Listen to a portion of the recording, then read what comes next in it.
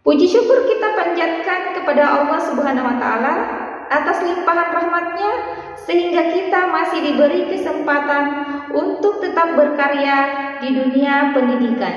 Izinkan saya memperkenalkan diri. Nama saya Nunung Karyati SEMM. Saya merupakan dosen tetap Universitas Amal Ilmiah Yapis Wamena. Saya ditempatkan di Fakultas Ekonomi dan Bisnis. Saya dosen home base pada program studi Manajemen Keuangan Sektor Publik D4. Pada kesempatan kali ini, saya akan menyampaikan pernyataan deskripsi diri dalam unjuk kerja Tridharma Perguruan Tinggi atau PDD UKPTP. Pada video pembelajaran ini, saya mengampu mata kuliah Manajemen Keuangan 2 pada semester 6 dengan kode mata kuliah MKSP 6414. Mata kuliah ini merupakan mata kuliah wajib pada program studi Manajemen Keuangan Sektor Publik. Mata kuliah ini berbobot 3 SKS, 2 SKS teori, 1 SKS praktikum. Saya mengampu mata kuliah ini selama 4 tahun terakhir. Adapun deskripsi mata kuliah ini bertujuan untuk mengkaji informasi tentang perkembangan konsep dan aplikasi keuangan di era teknologi yang mampu menyelesaikan permasalahan mulai dari permasalahan penggunaan aplikasi keuangan, pencatatan keuangan, pelaporan keuangan, sampai dengan pertanggungjawaban keuangan. Harapan mempelajari mata kuliah ini, mahasiswa mampu memahami dan menerapkan konsep dan praktik dalam kemampuan mengambil kesempatan dari perkembangan konsep dan aplikasi keuangan. Dengan mata kuliah ini, mahasiswa diharapkan mampu memahami dan mengaplikasikan konsep dan aplikasi keuangan secara benar dan dapat diterapkan dalam penyusunan laporan keuangan. Adapun capaian pembelajaran mata kuliah ini atau CPMK 1, mahasiswa mampu menunjukkan sikap religius, jujur, dan adil dalam kehidupan sehari-hari. CPMK kedua, mahasiswa mampu mengetahui konsep manajemen keuangan di Indonesia. CPMK 3, mahasiswa mampu memahami dengan baik setiap perkembangan konsep aplikasi keuangan dan manfaatnya dalam pengelolaan keuangan di bidang manajemen keuangan. CPMK 4, mahasiswa memiliki keahlian dalam pemanfaatan aplikasi keuangan dan dapat menyelesaikan permasalahan dalam pencatatan, penyusunan laporan keuangan, sampai dengan pertanggungjawaban laporan keuangan. Materi pada mata kuliah ini disusun secara bertahap, yaitu konsep dan tujuan manajemen keuangan, laporan keuangan dan analisis keuangan, perencanaan keuangan dan pengendalian, manajemen modal kerja, manajemen investasi, manajemen sumber dana, manajemen resiko dan pengelolaan resiko, pasar keuangan dan lembaga keuangan, nilai waktu uang, manajemen keuangan internasional, penganggaran modal, pengelolaan pajak dalam keuangan, sampai dengan etika dan tanggung jawab sosial dalam keuangan. Dengan sistem pembelajaran tersebut, mahasiswa diharapkan dapat menghubungkan konsep teoritis dengan praktik di bidang manajemen keuangan. Selama proses pembelajaran, mahasiswa diberi berbagai tugas, antara lain menyusun konsep pengelolaan keuangan daerah, menyusun konsep pengelolaan keuangan negara, menyusun makalah tentang manajemen keuangan, dan presentasi. Adapun metode yang saya gunakan pada pembelajaran ini, metode pertama yaitu metode delivery. Pada metode delivery ada ceramah, ada diskusi, studi kasus, penyusunan laporan keuangan. Pada proses pembelajaran, sebelum masuk materi atau lanjut materi, saya bertanya terlebih dahulu kepada mahasiswa tentang materi yang akan dipelajari pada pertemuan ini. Metode selanjutnya yaitu metode iteration. Pada metode iteration, mata kuliah ini dilakukan secara offline atau secara luring. Perkuliahan dilaksanakan sebanyak 16 kali pertemuan, terdiri dari perkuliahan tatap muka, diskusi kelas, presentasi, studi kasus, tugas individu, tugas kelompok, ujian tengah semester, sampai dengan ujian akhir semester. Metode selanjutnya yaitu assessment. Pada metode assessment, mahasiswa melakukan tes yang dilakukan secara lisan, guna membangun semangat mahasiswa untuk lebih giat dalam belajar. Pada metode assessment terdiri dari beberapa komponen penilaian. Ada komponen penilaian tentang kehadiran mahasiswa dan keaktifan mahasiswa di dalam kelas. Pada penilaian kehadiran saya bagi dua penilaian. Ada penilaian adab, ada penilaian etika. Mengingat saya mengajar di daerah 3T, yang etika dan adab masih kurang. Analisis studi kasus, ada ujian tengah semester sampai dengan ujian akhir semester.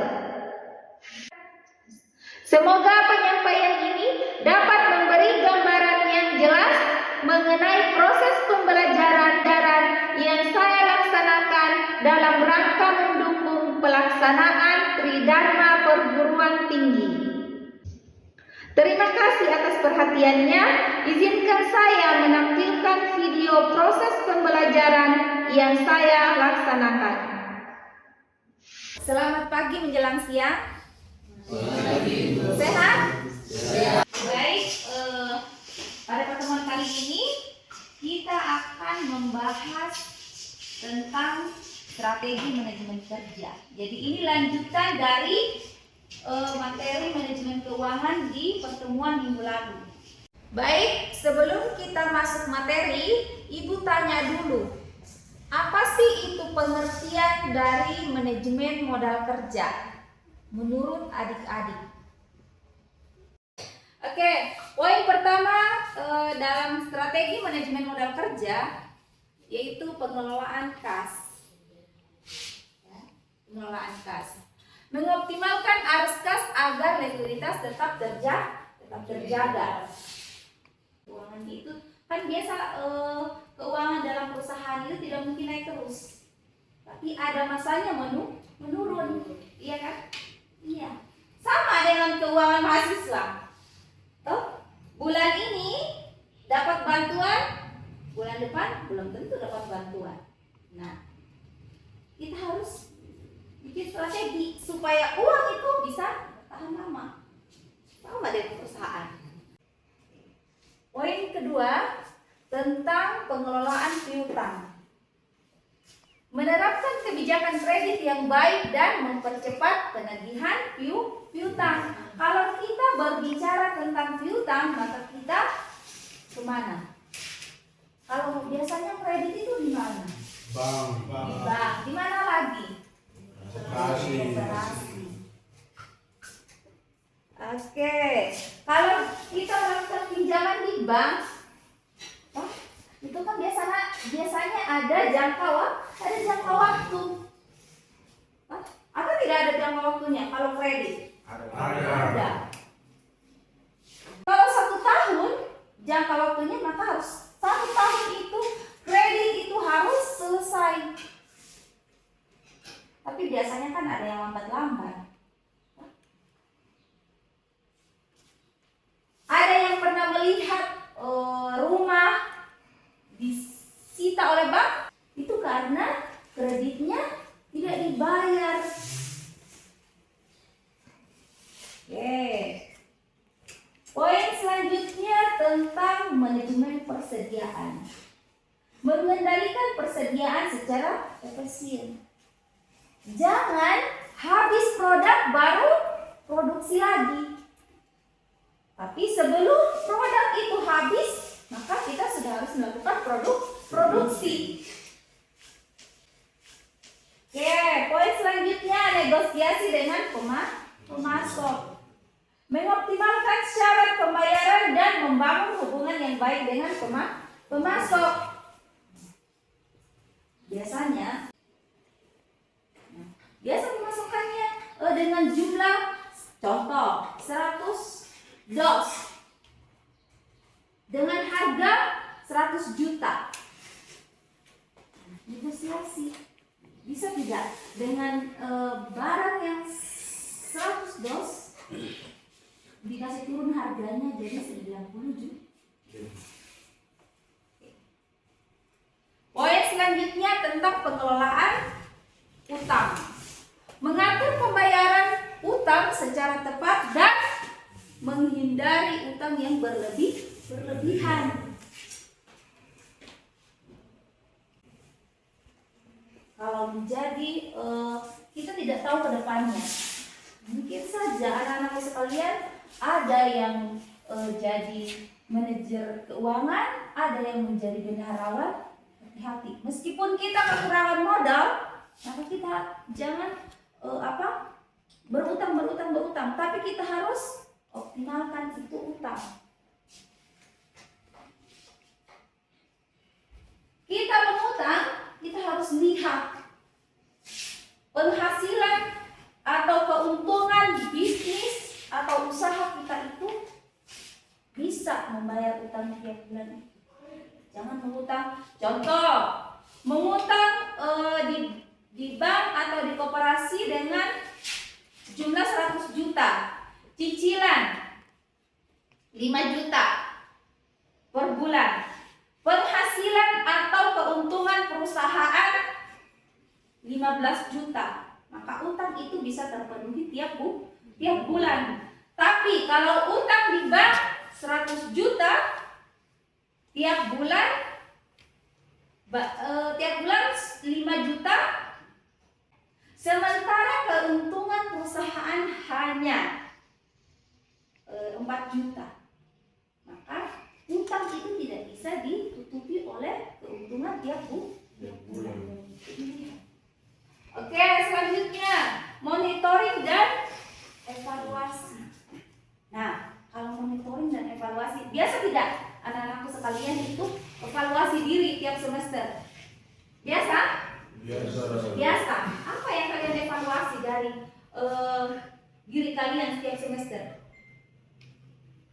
Apa yang kalian evaluasi? Apakah nilai kalian evaluasi atau pembayaran kalian di keuangan, pembayaran SPP kalian evaluasi atau apa? Apa yang kalian evaluasi? Nilai yang kami evaluasi terus. Kita lihat. Setelah evaluasi itu kalian bisa lihat apa yang kurang atau apa yang meningkat di semester itu. Sama dengan perusahaan. Tiap bulan atau tiap tahun melakukan evaluasi untuk tahu, oh di contoh bulan Januari keuntungan saya 10 juta, bulan Februari keuntungan saya 15 juta, Maret keuntungan saya 8 juta. Berarti di Januari ke Februari ada peningkatan. Februari ke Maret mengalami penurunan. Setelah kita tahu kalau kita mengalami penurunan, maka kita harus buat strategi supaya keuntungan atau laba itu naik kembali. Nah, kalau mahasiswa, kalau mahasiswa evaluasinya tiap semester tentang nilai, iya kan? Tentang nilai. Jadi kalau nilainya di semester 1, 2, 3, 4 naik terus. Semester 5 menurun. Apa yang kalian lakukan? Nah, apa?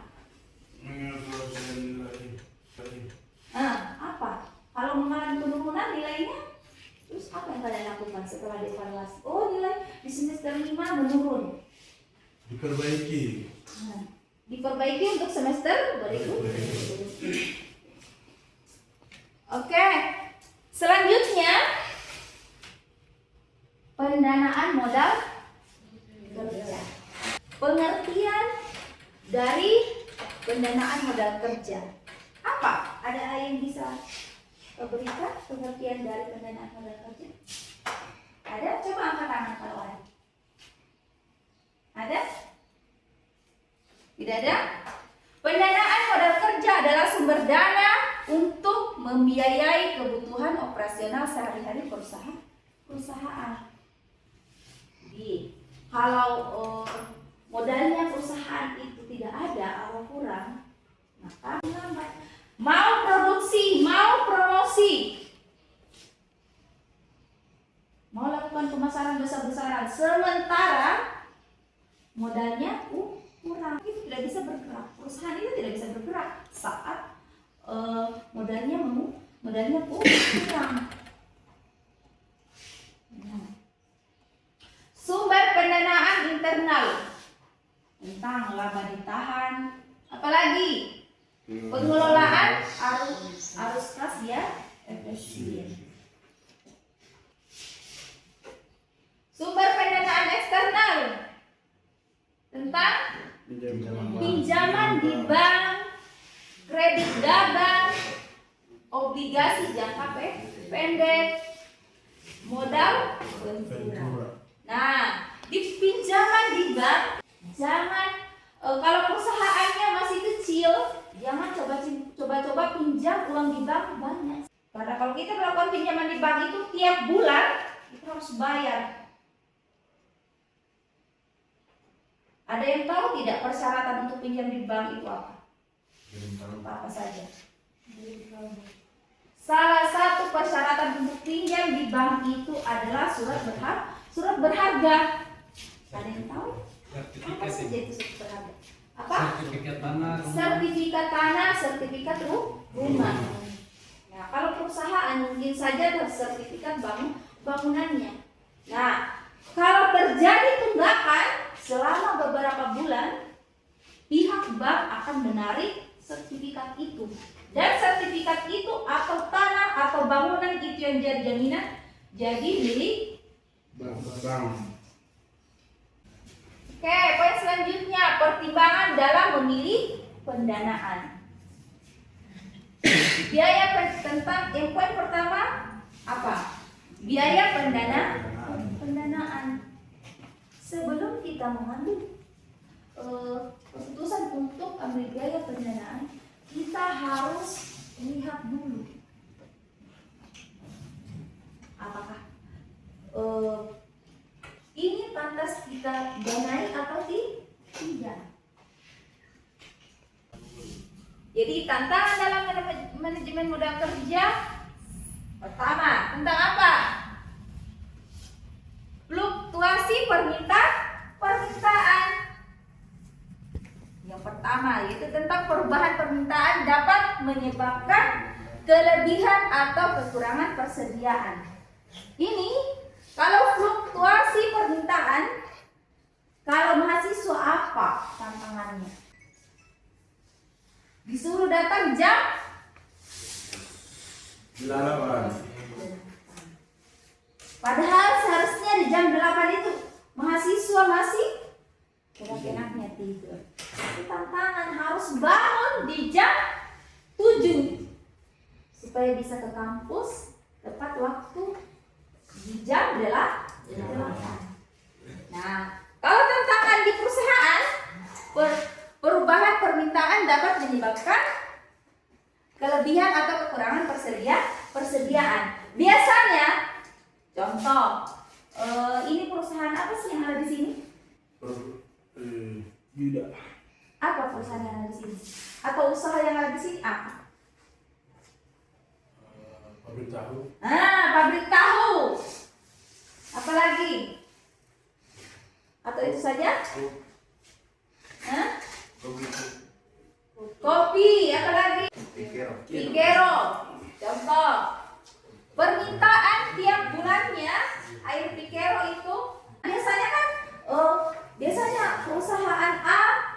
100. Tiba-tiba bulan depannya minta 150, sementara persediaan hanya 100. Tapi kalau yang bagus manajemen strateginya dalam produksi, maka ada yang namanya persediaan. Nah, yang 150 itu bisa ditambah dengan persediaan. Oke, selanjutnya pengelolaan arus kas. Keterlambatan penerimaan piutang dan pengeluaran yang tidak terduga dapat mengganggu likuiditas. Oke, selanjutnya manajemen resiko. Menghadapi resiko kredit, resiko likuiditas, dan resiko pasar. Manajemen resiko perusahaan. Menghadapi resiko kredit. Yang kedua, resiko likuiditas. Ketiga, resiko pasar. Jadi kalau yang kita berbicara tentang usaha atau bisnis, maka kita tidak akan lepas dari yang namanya resiko. Resiko itu tetap ada kalau kita berbicara tentang usaha atau bisnis. Dari pemilik usaha atau pemilik bisnis itu membuat strategi bagaimana supaya resiko itu tidak terjadi. Di perusahaan promosi di bulan ini mengurang, maka kita harus buat strategi supaya bulan depan promosi atau penjualan itu meningkat. Dengan apa? Mungkin dari produk kita itu harus dikemas sebaik mungkin atau semenarik mungkin yang bisa menarik pembeli. Itu salah satu strategi. Oke, poin selanjutnya tentang ketergantungan pada pendanaan eksternal. Akses pembiayaan dan perubahan suku bunga dapat mempengaruhi modal kerja. Keterbatasan teknologi. Sistem informasi yang kurang memadai dapat menghambat pengelolaan modal kerja secara efektif. Kalau kita berbicara tentang teknologi, zaman sekarang ini teknologi sudah canggih. Dosen di luar Wamena saja masih tetap bisa mengajar di Wamena. Itu saking canggihnya teknologi. Bisa kuliah lewat Zoom. Iya kan? Iya. Di zaman dulu tidak ada. Dosen harus datang ke Wamena. Tidak bisa dosen di luar Wamena mengajar di Wamena. Tahun berapa itu? Tahun 1000-an. Jadi harus datang. Karena teknologi masih kurang. Tapi sekarang teknologi sudah canggih. Dosen di luar Wamena, mau di luar negeri pun dosen itu bisa tetap mengajar di Wamena atau di kampus lain lewat aplikasi teknologi. Sampai di sini ada pertanyaan? Ada yang ditanyakan? Kita akhiri pertemuan minggu ini perkuliahannya. Baik, sebelum kita akhiri perkuliahan minggu ini, Ibu absen dulu.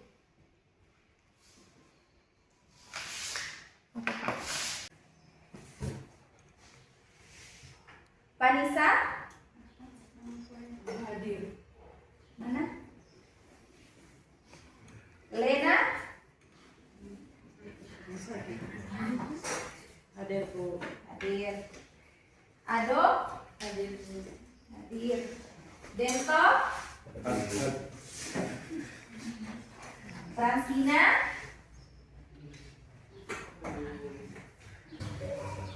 Semi?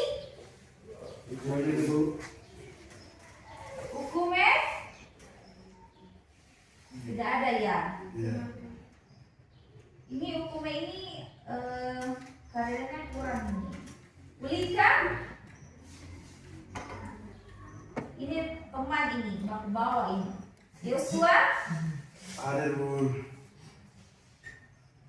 Yuliance, Yonatan, Hadir Bu. rajin ini. Lucy, Hadir. iya rajin juga. Agus, Hadir Bu. Ibu harap kalian tetap rajin. Oke, kalau ibu ada salah kata, salah perbuatan yang menyinggung atau yang menyakiti, ibu minta maaf. Dan terima kasih atas perhatiannya. Kita ketemu lagi minggu depan. Datangnya tepat waktu. Seorang anak ekonomi itu tepat waktu. Karena waktu adalah uang. Waktu adalah pedang. Jadi manfaatkan itu waktu. Oke, selamat pagi menjelang siang. Semoga kalian tetap semangat. Siap, Bu.